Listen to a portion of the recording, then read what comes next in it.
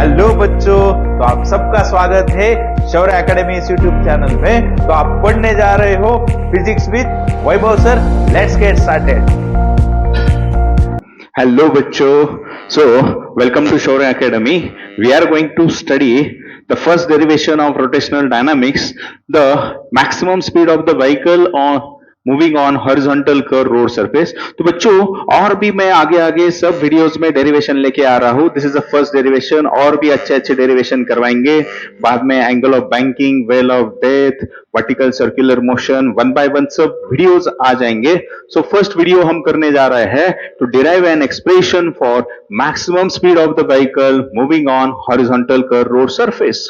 सो now see कि बच्चों, यहां से आपको मालूम है कि बाबा आपने तो ये एक्सपीरियंस किया है पक्का सभी लोगों ने। आपको मालूम है जब हॉरिजॉन्टल, बाबा चलो मैं सीधा चल रहा हूं, अभी मुझे लेफ्ट टर्न लेना है, नहीं तो राइट टर्न लेना है। जब टर्न लेते हो बच्चों, तो आप क्या करते हो, जो व्हीकल का स्पीड है वो कम करते हो। So what is the reason behind this? कि बाबा आपको मालूम है जब आपकी बाइक धूम मचाले करके करके लेफ्ट साइड में टर्न हो जाएगी, अगर ज्यादा स्पीड होगा तो स्किड हो जाएगी, स्लिप हो जाएगी, आप पक्का गिर जाओगे। ये तो पता है। सो मीन्स व्हाट कि there is a certain speed limit whenever we are taking a turn on the horizontal curve surface. So वही तो डिराइव करना है बच्चों आज कि बाबा जब आप टर्न लेते हो तो मैक्सिमम स्पीड ऑफ व्हीकल कितना होना चाहिए, यही आज इसके डेरिवेशन में समझेंगे। सो जो कंसेप्ट है बच्चों, नाउ सी, आपको मालूम है कि बाबा मैंने कंसीडर किया this is the what on horizontal surface we are taking the what, turn ले रहे हैं बच्चों, ठीक है। सो यहां से जो आपकी व्हीकल है, ठीक है, सो मैं कह रहा हूं बाबा यही अभी ये रोड सरफेस कंसीडर कर रहा हूं। We are considering the what, one position of the vehicle, we are doing the analysis, ठीक है। ये रोड सरफेस है, मैंने वर्टिकल क्रॉस सेक्शन कंसीडर कर रहा हूं व्हीकल का। Now see this is the what cross section of the vehicle, ये रिप्रेजेंट कर रहे हैं tyres of vehicle which is in contact with the road surface. सही है। Means what, now your vehicle is taking on the turn on this horizontal curve road surface. सही है।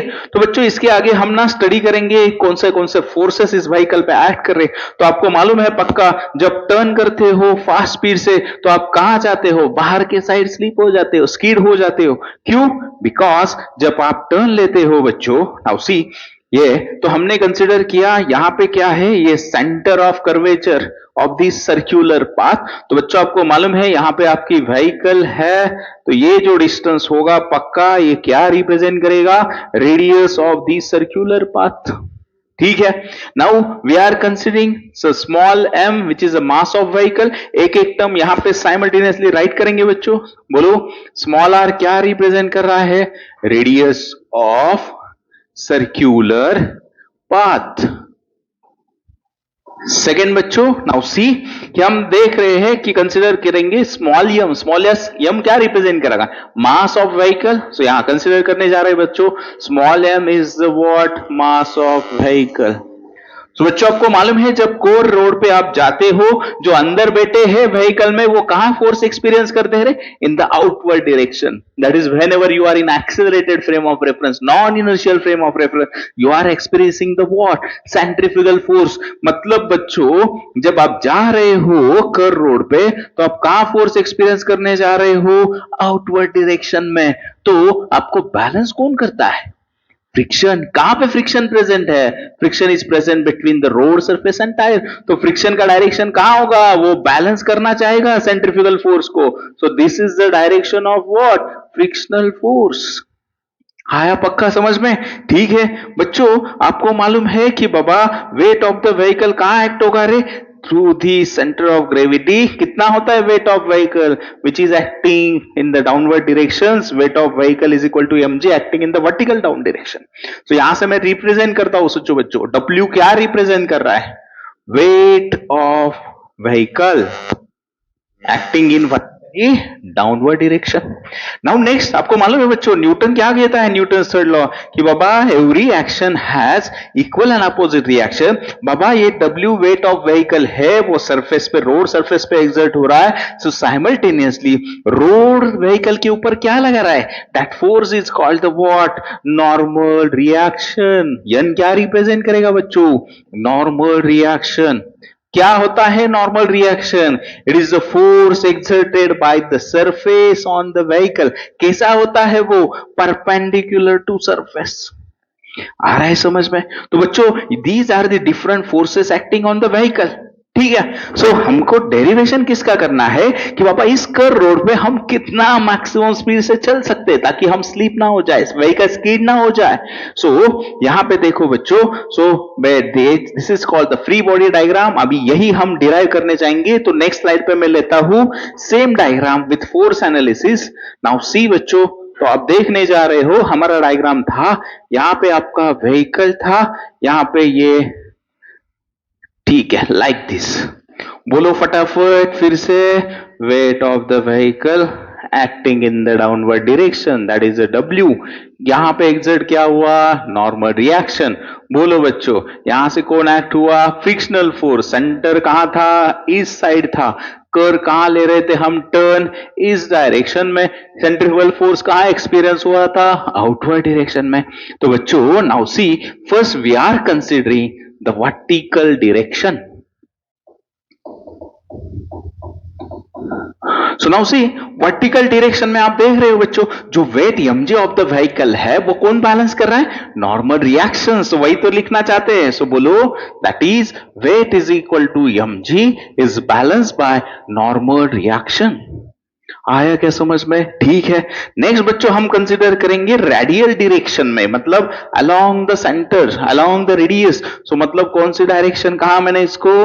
Radial direction.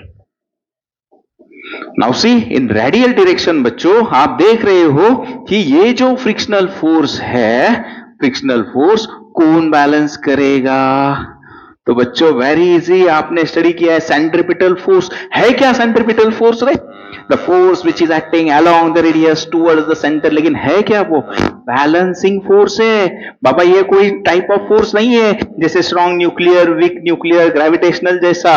क्या होता है centripetal force? Baba towards the centre जाने वाला force centripetal force के बराबर होता है। एग्जांपल देखो, मैंने कहा बच्चों मेरे पास एक रस्सी है जिसके एंड में मैंने ये स्टोन अटैच किया, तो स्टोन कहां रोटेट कर रहा है? मैं ऐसे घुमा रहा हूं, घुमा रहा हूं। सो क्या होगा? आपको मालूम है स्ट्रिंग में क्या आ जाएगा? टेंशन। टेंशन कहां एक्ट करेगा? Toward the centre. तो सेंट्रीपिटल फोर्स क्या बनेगा? क्या बनेगा सेंट्रीपिटल फोर्स? सेंट्रीपिटल फोर्स बनेगा टेंशन के बराबर। बच्चों मैं कह रहा हूं चलो, सेंटर में कौन है? सन है। अराउंड क्या रोटेट कर रही है? अर्थ रोटेट कर रही है। सो आपको मालूम है सन और अर्थ के बीच में क्या प्रेजेंट है? Gravitational force. ग्रेविटेशनल का फोर्स नेचर कैसा? Attractive in nature. कहां एक्ट कर रहा है? along the radius toward the sun। तो फिर से ये फोर्स कौन बैलेंस करेगा? ग्रेविटेशनल फोर्स किसके बराबर होगा? mv स्क्वायर बाय आर के बराबर होगा। और समझो बच्चों, मैंने कहा यहां पे कौन है? न्यूक्लियस है। न्यूक्लियस में कौन है? Proton, neutron, positively charge. Electron कहां रिवॉल्व कर रहा है? Around the nucleus. So there is a what? Electrostatic force of attraction present between the what? Negatively charged electron and positively charged nucleus। कहाँ act होगा electrostatic force? Towards the centre. कौन balance करेगा इसको? Electrostatic force is equal to centripetal force. मेरे ख्याल से समझ में आया। सभी केस में R represents the radius of circular path. तो बच्चों आ गए समझ? मेरे ख्याल से अभी कभी नहीं भूलोगे सेंट्रीपिटल फोर्स होता क्या है? टूवर्ड्स द सेंटर जाने वाला फोर्स। तो अभी आ जाओ हमारे इधर। बाबा यहां पे सेंटर है, कौन जा रहा है towards the centre? Frictional force. कौन बैलेंस करेगा फ्रिक्शनल फोर्स को? Yes, centripetal force. आया क्या समझ में कंसेप्ट? नेक्स्ट स्लाइड पे हम डेरिवेशन करेंगे बच्चों। नाउ सी, नेक्स्ट स्लाइड पे हम डेरिवेशन करेंगे। यहां से ये डायग्राम ऐसे ही रखेंगे, आपको क्लियर होगा कंसेप्ट। सो नाउ सी, ये मैं कॉपी करके फिर से लेता हूं। नाउ सी बच्चों, तो हम यहां पे लिख देंगे फिर से ये रिएक्शन। नाउ सी, अभी इक्वेशन की तरफ जाएंगे। We have to find the maximum speed of the vehicle. So चलो बच्चों, नाउ सी, सो फिर से मैं लिख रहा हूं, अभी इक्वेशन की तरफ जाएंगे। कंसेप्ट को समझ लिया पक्का? सो पहली डायरेक्शन हमने कंसिडर की थी वर्टिकल डायरेक्शन। तो बोलो अभी वर्टिकल डायरेक्शन में क्या आया था? वेट mg को बैलेंस किया था, नॉर्मल रिएक्शन। चलो फटाफट राइट करते हैं। W is equal to mg is equal to normal reaction, equation number 1। Second कौन सी डायरेक्शन? Radial direction. बोलो बच्चों, अभी समझ में आया आपको कंसेप्ट? रेडियल डायरेक्शन क्या होता है? रेडियल डायरेक्शन में बोलो, कौन जा रहा है toward the centre? Frictional force कौन बैलेंस करेगा? यस, कौन बैलेंस करेगा फ्रिक्शनल फोर्स को? Centripetal force. R is what? आपने देखा था, सेंटर से ये distance is a radius of circular path.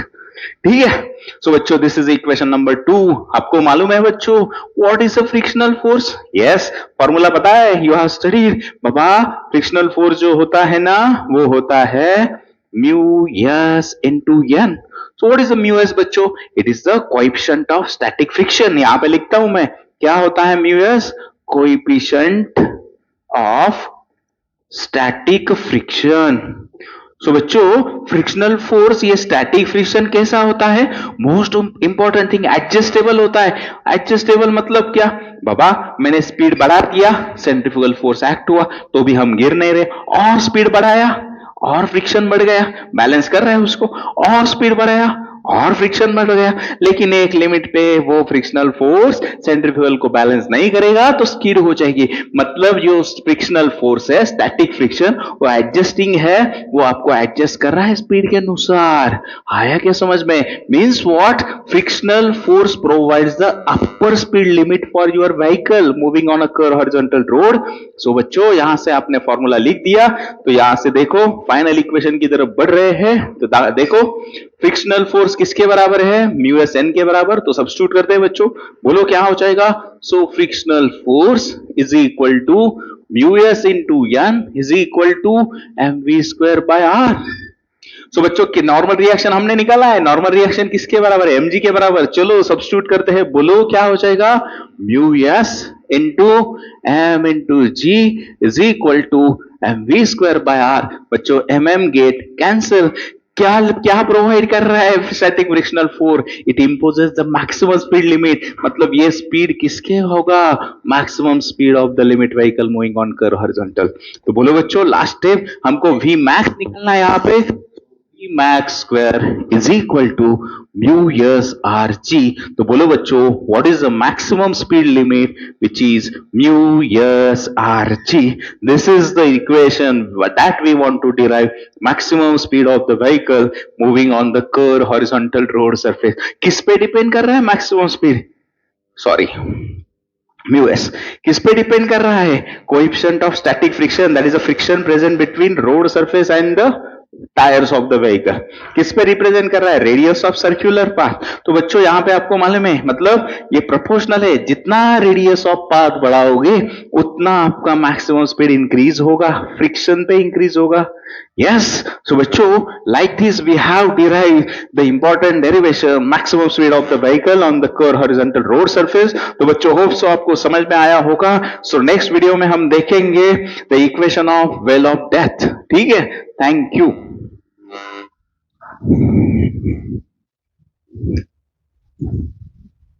तो बच्चों, अगर आपको मेरा वीडियो पसंद आया है तो do not forget to like, share and subscribe. तो पढ़ते रहो फिजिक्स विद वैभव सर।